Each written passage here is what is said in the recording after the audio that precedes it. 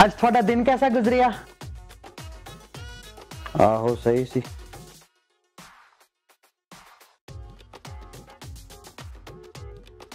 आज दफ्तर की कीता सी? काम शाम कीता है, होर की कीता है?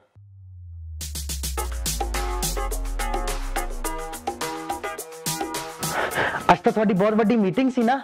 कैंसिल हो गई सी।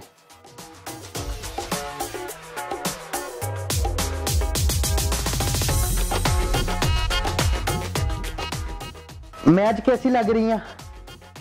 चंगी लग रही है।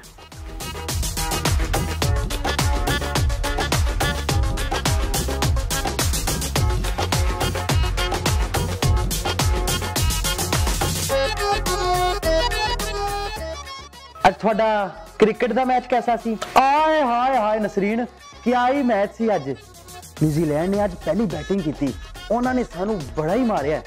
पाकिस्तान की बॉलिंग अज मजा नहीं आया।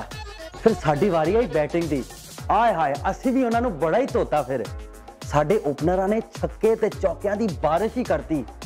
फिर पता नहीं उन्होंने की होया, एकदम आउट होना शुरू हो गए। मैं तो यकीन कर परेशान ही हो गया नसरीन। फिर आया साडा शुएब मलिक, आए हाय हाय हाय, हुण 2 बॉलां ते 4 रन चाहिए सी सानू। उन्हें पहली बॉल ते सीधा छक्का मारता, स्टेडियम तो बाहर। पाकिस्तान जित गया ते न्यूजीलैंड वालियां दी शक्लां वेखण वालियां सी नसरीन। बड़ा जबरदस्त मैच सी।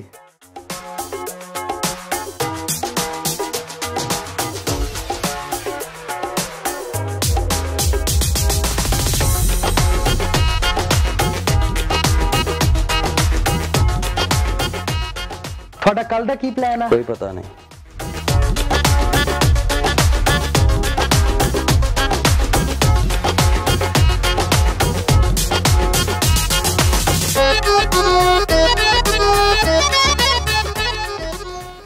हाय, जे थानू वीडियो पसंद आई तो इनू लाइक ते शेयर करना मत भुलना।